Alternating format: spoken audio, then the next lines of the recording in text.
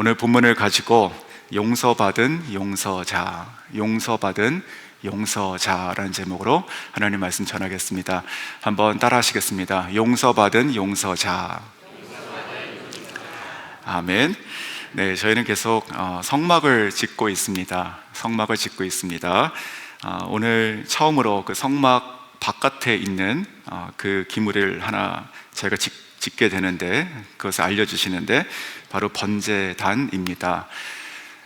잠깐 성막의 사진을 잠깐 좀 보여주시면 좋겠습니다. 네, 이런 식으로 이것이 이제 한 규빗인데, 성경에 좀 복잡하지만 몇 규빗 하는 그 이야기를 가지고 저렇게 저희가 볼 수 있습니다. 성막의 문은, 들어오는 문은 동쪽에 있고, 지금 성소와 지성소에 있는 지금 그것을 계속 받고, 그리고 저기 그 가운데에서 약간 오른쪽에 보면 번제단이라고 불이 타고 있지 않습니까? 오늘 저것을 하나님께서 만들라고 하시는 장면이 되고 있습니다. 자, 그 다음 사진 보여주시죠. 좀 잘 안 보이죠? 하지만 저희가 좀 생각을 다시 해보시면, 그 성막 안에 들어가면 이게 전체 성막을 다시 위아래로, 지금 위쪽이 서쪽이고 밑에 쪽이 동쪽입니다.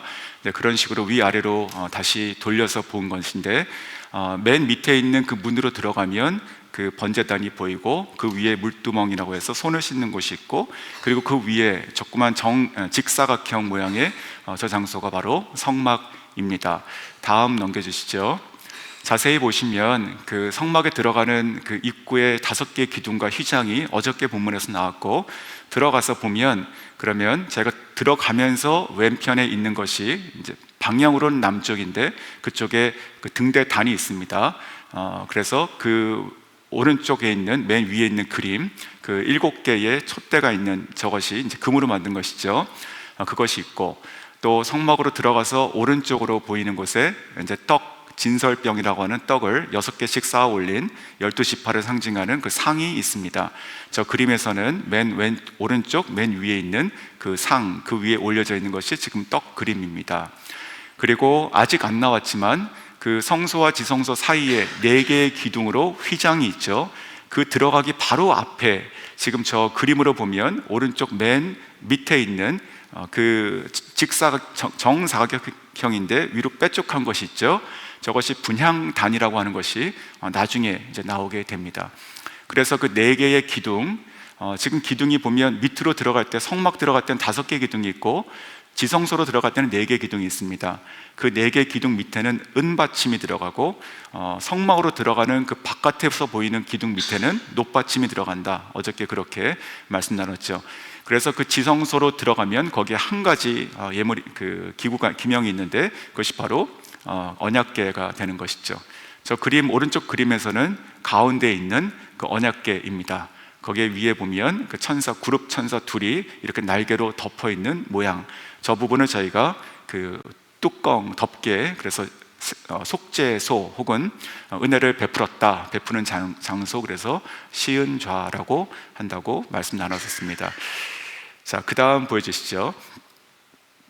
자, 이것은 컴퓨터 그래픽으로 된 것인데, 이제 그 뜰에서 그 보이는 장면을 가상에서 만든 것입니다.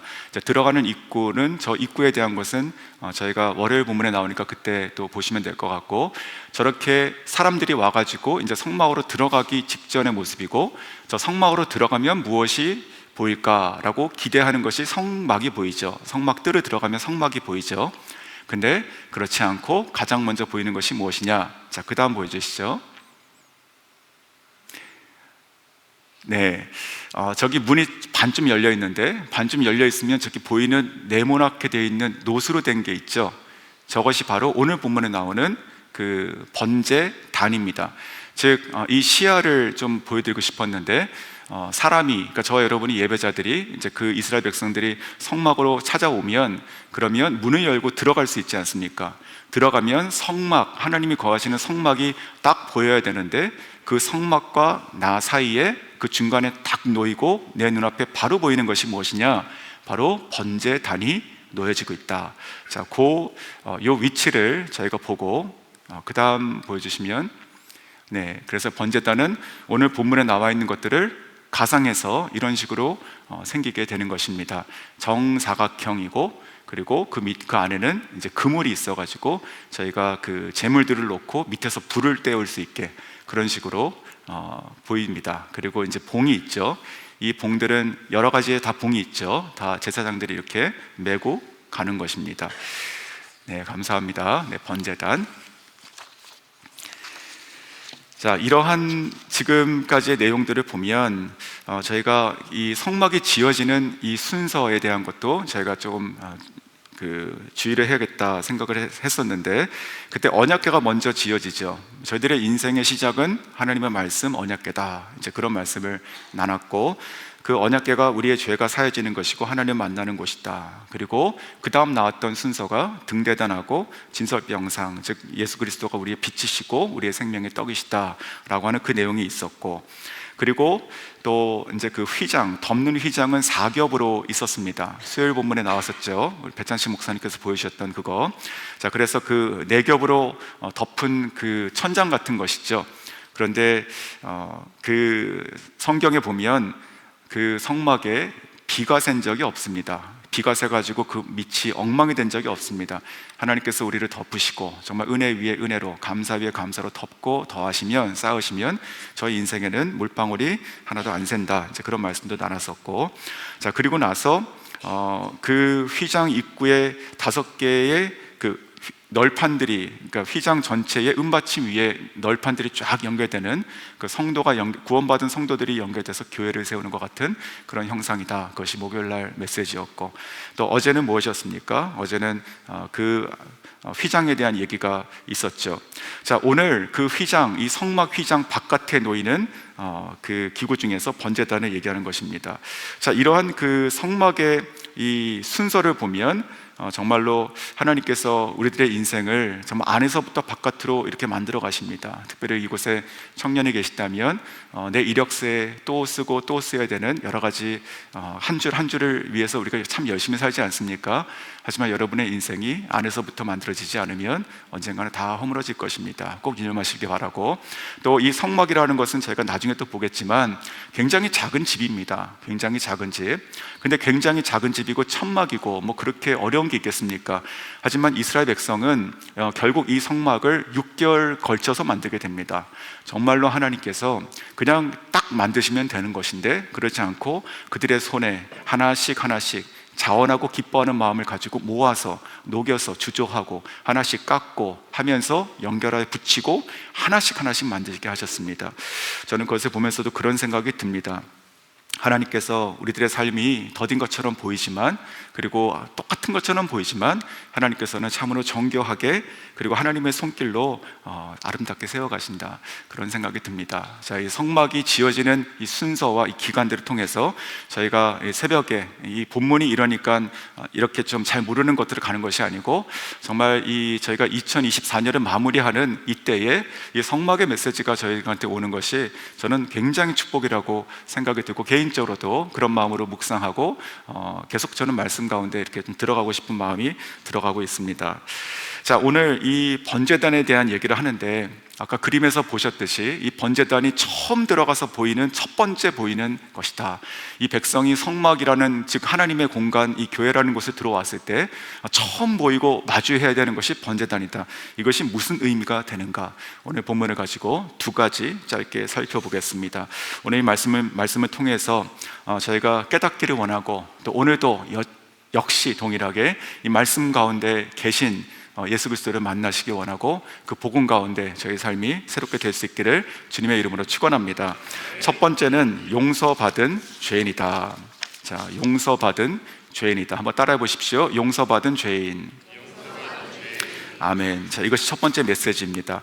이 번제단이라고 하는 것은요, 여기 있는 그 길이를 미터로 환산하면 이게 정사각형이잖아요. 근데 이것이 2.5m, 2.5m, 높이가 1.5m입니다. 가장 큰 물건입니다. 이 성막의 제작에 있어서 가장 큰 것이죠. 자, 2.5m, 2.5m면 정말 여기 계신 어떤 분들이든 이렇게 몇 명이 그냥 들어가서 누워도 될 만큼 큰 그런 사이즈인 것이죠.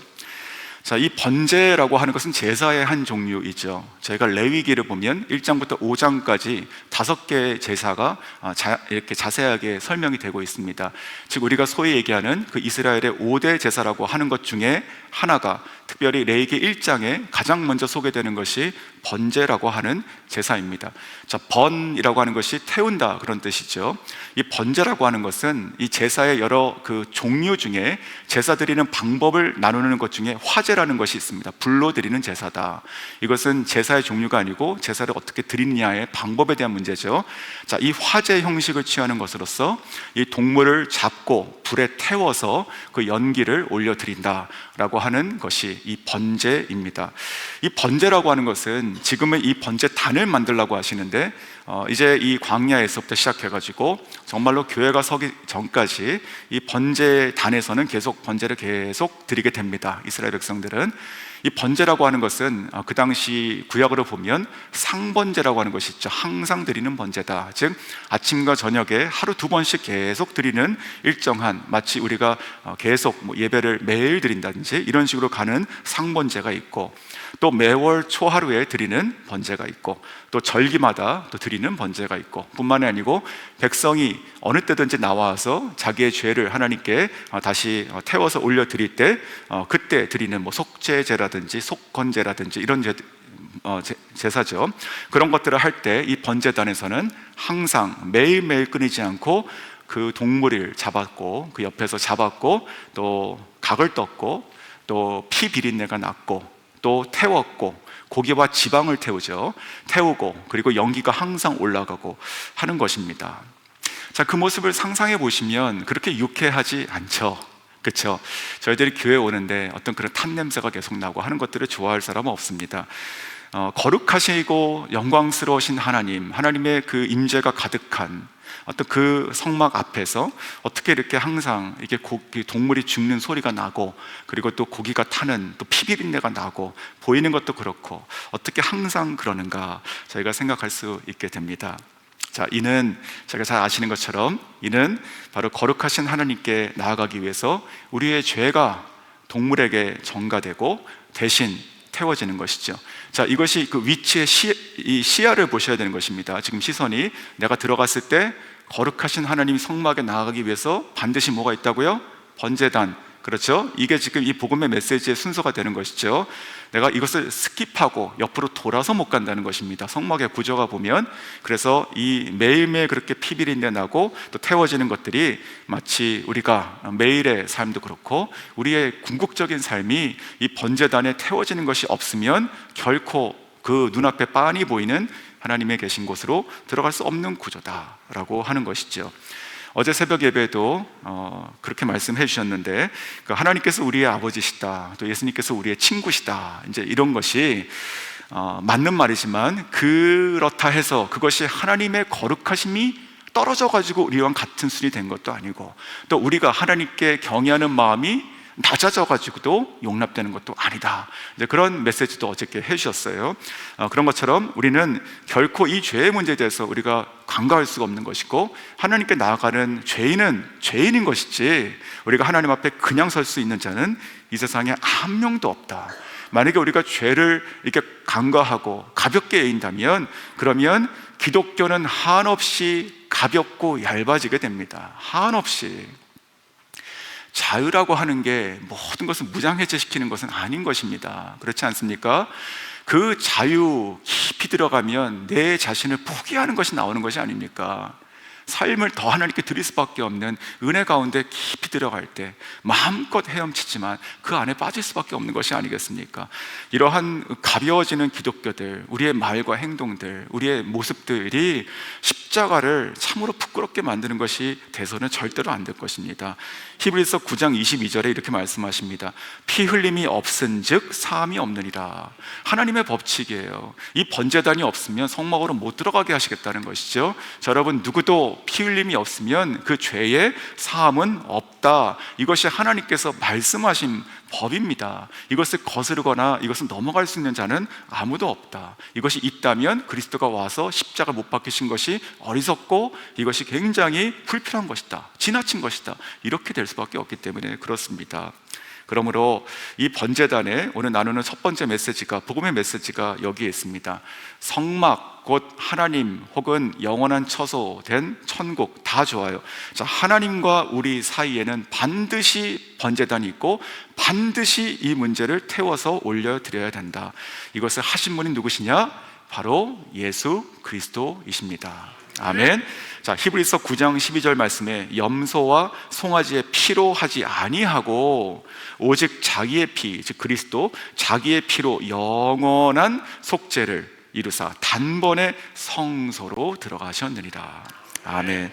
자, 예수님께서 십자가에 흘리신 그 보혈로 우리를 죄를 씻으셨고, 그리고 죄인된 우리가 번제단에 다 타서 없어져야 되는데 그러지 않도록 주님께서 그렇게 해주셨고, 그래서 우리가 이 번제단을 통과해서 성막 안으로 들어갈 수 있게 하셨다는 말씀입니다. 그러므로 오늘 아침에도 다시 우리가 이 말씀 앞에 서면, 우리가 이 말씀의 안으로 들어가 버리면, 우리가 번제단 앞에 서면 그곳에 그리스도가 보이게 되는 것입니다. 성막의 번제단 앞에 다시 설 수 있게 원합니다. 그리고 우리가 이곳이 내 장소구나, 여기서 각이 떠져서 태워지고 다 없어지는 것이, 이 동물이 사실 내 죄고 내 몸이구나 라고 하는 것을 저희가 잊지 않기를 원합니다. 성막의 시작이 이 언약궤였죠. 그 언약궤 위에 속죄소를 덮으시고 거기에 피를 뿌린다고 말씀드렸습니다. 대제사장이 1년에 한 번씩 들어가면 거기다 피를 뿌립니다. 이렇게 좌우 그리고 앞에 뿌릴 때 그 피가 그 속죄소에 묻게 되면서 그 언약궤, 즉 우리를 심판하시는 그 말씀이 우리를 치지 않게 되는 것이죠. 치지 않고 우리가 살아난다. 이것이 복음이다. 그 피가 무엇이냐? 바로 예수 그리스도의 피다라는 것이죠. 사랑하는 성도 여러분, 오늘 이 번제단 앞에 서는 저희들은 다시 한번 잊지 않고 하나님께 감사하고 고백할 것이, 내가 바로 용서받은 죄인입니다. 용서받았다는 것이 내가 아무런 이유 없이 내가 그냥 다 이제는 완전한 자유다, 맞습니다. 하지만 내가 용서받은 죄인이라고 하는 것을 잊어서는 안 된다. 그 말씀을 제가 꼭 잊지 않으면 좋겠습니다. 다시 한번 내가 이 말씀 앞에 나를 데려갈 때 내가 아직 태우지 못한 그런 나의 연약한 모습이 있다면 태울 수 있게 원하고, 정말 그리스도의 그 십자가를 내가 정말로 고백한다면 정말 이 번제단 앞에서 내가 죽었다는 것을 고백하시는 저 여러분 될 수 있기를 원합니다. 자, 두 번째 메시지는 용서받은 용서자입니다. 한번 읽어주시죠. 시작. 용서받은 용서자. 자, 이것이 오늘 제가 나누고 싶은 핵심 메시지입니다. 용서받았다면 어떻게 해야 되느냐? 이제 용서하는 자가 돼야 된다. 용서자, 조금 어색한 말이죠. 하지만 용서받은 용서자입니다. 자, 제단의 그림을 다시 한번 보여주실래요? 자, 보시면 이게 2.5m, 2.5m, 1.5m짜리 큰 사각형 화로 같은 것인데, 근데 저기 네 구석을 보시면, 위를 보시면 뭐가 있습니까? 뿔이 있죠. 뿔. 오늘 본문에도 그 2절에도 그 뿔을 만들 때 이렇게 되어 있습니다. 저 뿔에 대한 얘기를 한번 해보겠습니다. 네, 생각하시고 이제 제 말을 들어보십시오. 이 제사장이 제물을 잡고요, 그러니까 이 각을 뜨고 제물을 잡고 이 번제단에 올려서 이제 태우기 전에 피가 묻어 있지 않습니까? 손에. 이 피를 그 뿔에다가 이렇게 발랐습니다. 이렇게 발랐어요. 자, 그 의미가 있습니다. 성경을 보면 그 뿔에다가 이 피를 바르는 의미는, 주여 이제 우리의 죄를, 그러니까 이것은 내가 전가하고 내 죄입니다, 납니다 라고 이렇게 동물에게 안수하죠. 그래가지고 내가 죽을 수 없으니 이 동물이 죽습니다 하고 그 피로 발랐단 얘기죠. 이제 내가 이 제물을 태우니 하나님께서 이 피로 우리를, 나의 죄를 사해 주십시오 라고 하는 의미가 되는데, 이 뿔이라고 하는 것은 구약 성경의 첫 번째 의미는 그 죄를 사해 줄 수 있는 절대적인 권력을, 그리고 권위를 갖고 계신 하나님의 능력과 권위를 상징하는 게 뿔이다, 이렇게 볼 수 있죠. 그런데 오늘 이 제단의 뿔이 가지고 있는 또 하나의 의미가 무엇이냐면 바로 용서입니다. 용서. 이 피를 바름으로 내 죄를 사하여 주옵소서라고 하는 그 의미가 들어갑니다. 자, 구약 성경에 실제로 이 제단의 뿔을 잡아서 살았던 사람이 있습니다. 실제로 바로 다윗 왕이 죽고 나서 그 솔로몬이 왕이 되지 않습니까? 그때 그 솔로몬의 왕위를 착하고 혹은 탐했던 사람인데 바로 아도니아라고 하는 사람입니다. 이 아도니아는 그 다윗이 헤브론에서 7년 그리고 이쪽에서 올라와가지고 통일왕국에서 33년을 왕위를 도합 40년을 갖지 않습니까?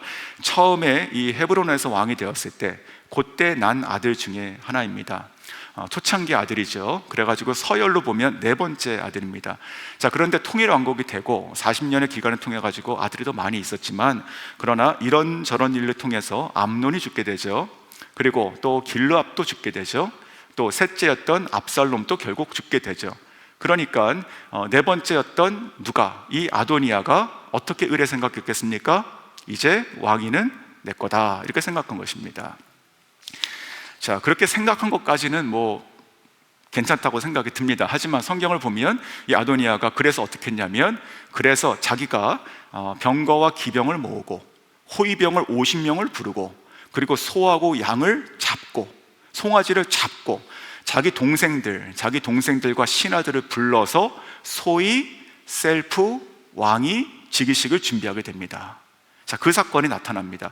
그래서 그때 이제 그 밧세바 있지 않습니까? 밧세바가 다시 그 다윗 왕에게 가서 자기 아들에 대한 그 약속을 상기시키고, 또 나단도 같이 그 얘기를 함으로 다윗이 맞다, 내 왕위는 이 솔로몬에게 주기로 했지라고 하는 것을 깨닫고 이 솔로몬이 왕이 되게 되는 것입니다.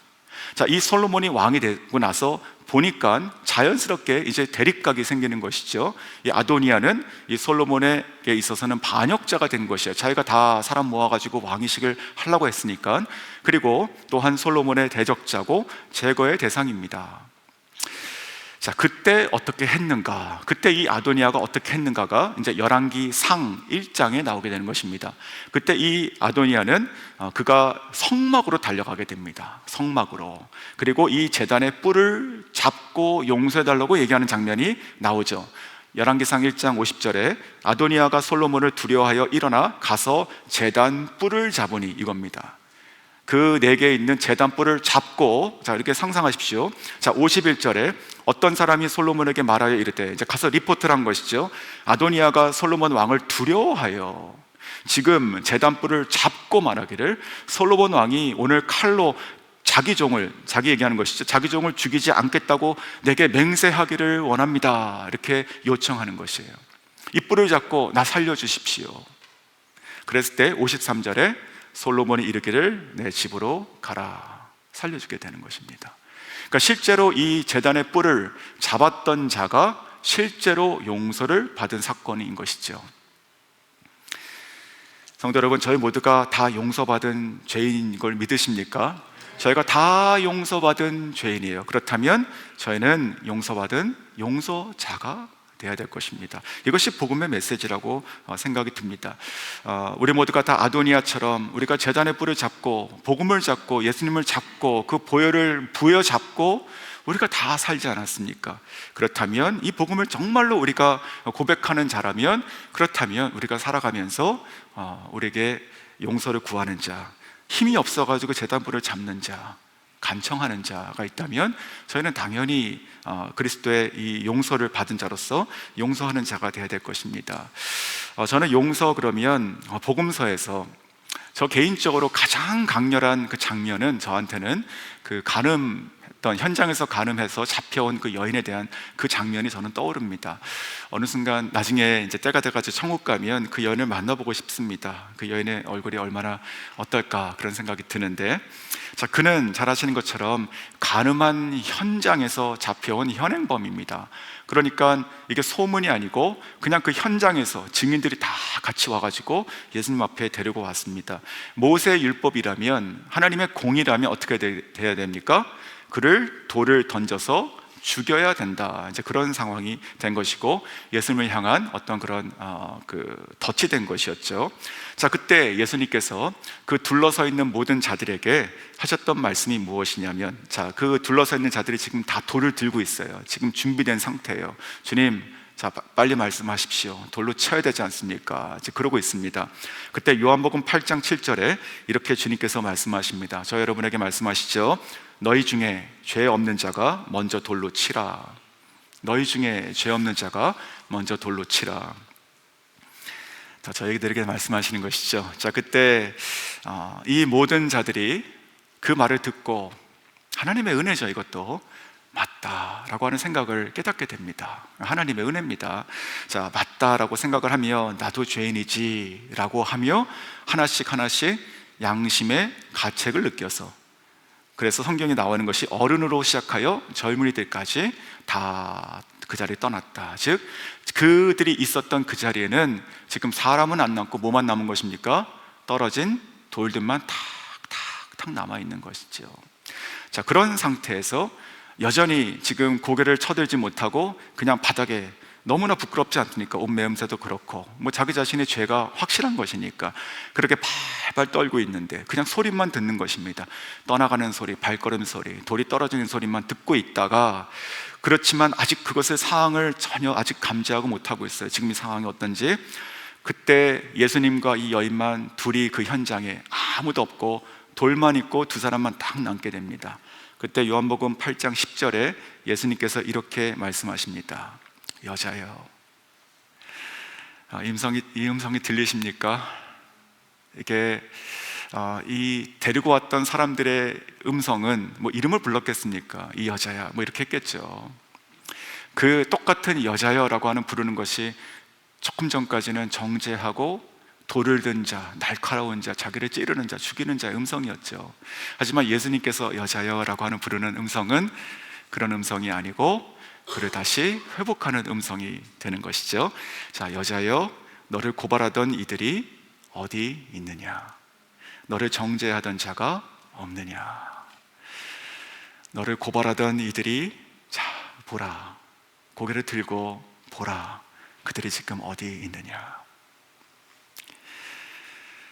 그때 만약에 저와 여러분이 이 가늠한 여인이었다면 그 고개가 들어지는 것이 얼마나 두려웠을까요?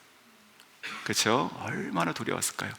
근데 정말 기적이 일어나는 것이죠. 앞을 보는데 아무도 없어요. 옆을 봐도 아무도 없고 아무도 없어요. 그래서 11절 전반부에 그 여인의 그 대사가 딱 하나예요. 주여 없나이다. 이게 정말 복음의 대답입니다. 복음의 대답. 주여 없나이다.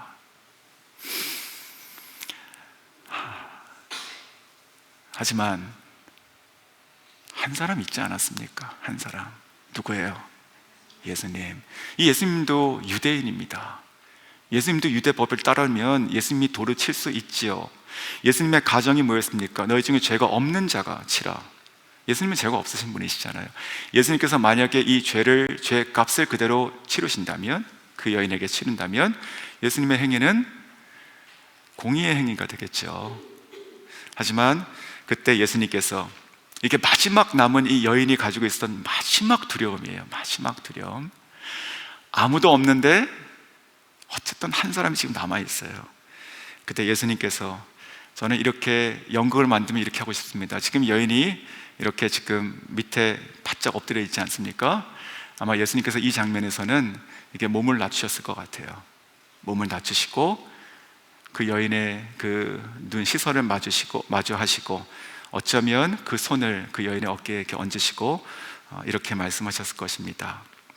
예수께서 이르시니 나도 정죄하지 아니하노니 가서 다시는 죄를 범하지 말라.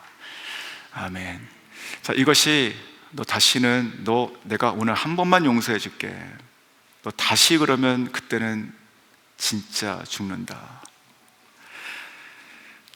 그렇게 무서운 레이저가 막 나가는 그런 칼날이 서 있는 그런 음성이 아니었죠. 이것은. 그렇죠?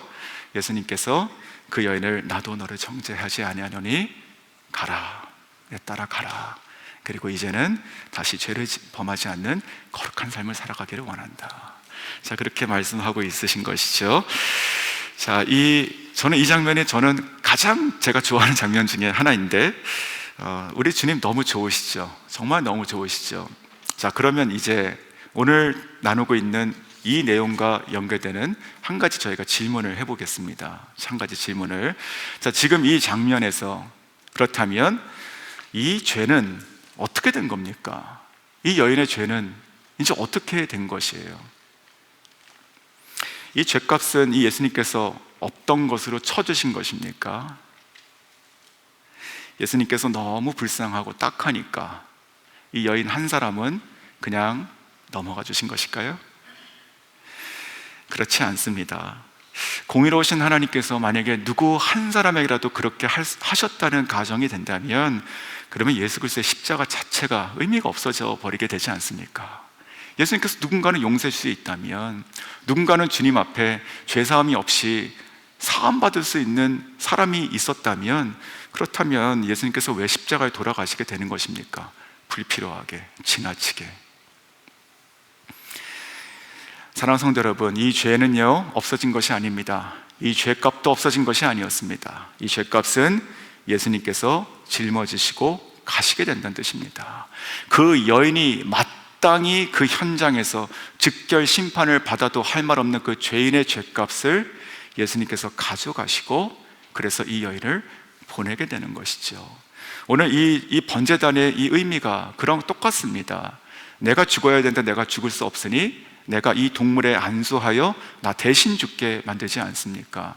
예수님께서 이 여인이 죽어야 되는데 이 여인을 살리시려 하니 그 여인을 보내시고 그 죄를 대신 가져가셨다고요. 그리고 나서 거기서 각이 떠져가지고 태워지는 이 제물처럼 주님께서 실제로 십자가에서 자기의 생명으로 죄의 삭신, 사망을 생명으로 다 페이오프 하시게 되는 것이죠. 성도 여러분, 이 복음을 믿으십니까? 정말로 이 복음을 믿으세요? 자, 그렇다면 마지막으로 이 여인에 대해서 이렇게 생각해 보십시오. 이 여인은요 지금 이 요한복음 8장은 예수님께서 돌아가시기 전에 약 1년 전의 사건입니다. 1년 전. 그러니까 요한복음에 이 세 번의 6월절이 나오는데 두 번째, 세 번째 사이에 기록되어 있는 사건이기 때문에 그래요. 그러니까 1년 안으로 들어와 있습니다, 이것이. 자, 그렇다면 이 여인은, 저는 이렇게 생각해요. 예수님께서 십자가에 달려 돌아가셨을 때 아마도 이 여인은 가까이서 혹은 먼 발치에서 바라봤을 거라고 생각이 듭니다. 성경에는 정확히 기록되어 있지 않아요. 하지만 마치 그 십자가 앞에 선 사람들처럼 이 여인도 거기에 멀리서 봤을 것이에요. 그러면서 아마도 그 주님의 모든 그 말씀을 들으며 정말로 자기가 발발 떨면서 자기 앞에서 부드러운 음성으로 너를 정죄한 자들이 어디 있느냐, 나도 너를 정죄하지 아니하노니 가라, 날 따라 라고 말했던 그 음성이 들렸겠죠, 생생하게. 그러면서 바로 그분이 십자가에 달려 돌아가시면서 다 이루었다 라고 하는 말씀을 듣게 되는 것입니다. 그러면 거기서 그렇게 정말 100% 1000% 깨닫지 않았을까요? 내가 저기 가야 되는데, 저 자리가 내 자리인데. 이 여인이 그것의 십자가를 바라봤던, 정말로 이 여인은 그 다음에 어떻게 살았을까요? 저는 확신할 수 있어요. 누구든 용서하는 자가 됐다는 것이죠. 누구든 용서하는 자가 되는 것입니다. 이것이 복음입니다. 복음. 그냥 이게 어떤 프로세스가 아니에요. 프로세스. 그냥 동물 잡아 깨끗한 거, 더 좋은 거, 비싼 것으로 드려, 그 정도 해드리지. 하나님 이름 만월히 여기면 안 되죠. 저희 그런 불경스러운 말들은 입 밖에 내서 안 됩니다. 진짜로 살아가면서 예수 그리스도께서 달려 돌아가시고 희생제물로 돌아가셨어요. 저는 이 여인이 그 십자가를 바라봤던 그 순간 100% 깨달았을 거라 생각이 되고, 그는 살아가면서 무슨 일을 당하든지 그가 화를 내거나 누굴 향해서 이 죄값을 받아내겠다는 생각을 저는 단 하나도, 한 번도 하지 못하는 은혜 위에 은혜가 덮인 자로 살았을 거라고 확신합니다. 자, 이와 같이 저희 모두가 다 제단의 뿔을 잡아서 저희가 똑같이 살아난 자들입니다. 그렇다면 한번 최근의 모습을 한번 생각해 보십시오. 성도 여러분, 여러분 가운데 혹시 최근에 나에게 화해의 제스처를 보낸 분이 있으십니까? 뭔가 끝이 없어요. 뭔가 이렇게 확실하진 않아요. 그냥 제스처, 그냥 살짝 몸짓 하나 턱 치는 거예요. 그 사람이 뭔가 민망하건 정말 미안하건 능력이 없건 내 마음엔 들지 않지만 제스처를 보내는 사람이 있지 않습니까? 마치 아도나이처럼 정말 솔로몬 앞에 와가지고 석고 대제하고 뭐 무장해제하고 있는 거 다 털고 이런 식으로 할 수 있는 최선을 다하는 모습이 아니더라도 그냥 그 성막 앞에 있는 번제단 앞에 발발발 떨면서 이거 하나 붙잡고 있는 것처럼. 그게 화해의 제스처 아니겠습니까? 자, 여러분에게 그런 제스처를 보내는 분이 있다면, 그렇다면 십자가 앞에서 용서해 주십시오. 우리가 용서받은 죄인으로서 용서받은 용서자가 되는 것이 마땅하다는 것이죠. 자, 그러한 삶을 우리가 살아갈 때 우리의 삶이 하나님 앞에 향기로운 제사가 되는 것입니다. 향기로운 제사. 이 번제라고 하는 이 말의 히브리 말이 올라라고 하는 말입니다. 근데 그 뜻이 재미있게 올라간다는 뜻입니다. 외우기 쉽죠? 자, 올라. 이것이 번제인데 뜻은 올라간다 뜻이에요. 번제단에서 뭐가 올라갑니까? 연기가 올라가죠. 올라가는 것은 연기밖에 없습니다. 자, 레위기 1장 13절에 이렇게 말씀하세요. 레위기 1장은 번제에 대한 설명입니다. 정확히 거기에 이렇게 말씀하십니다. 제사장은 그 전부를 가져다가 제단 위에서 불살라 번제를 드릴지니 이는 화제라. 불로 드리는 화제, 여호와께 뭐라고요? 향기로운 냄새니라.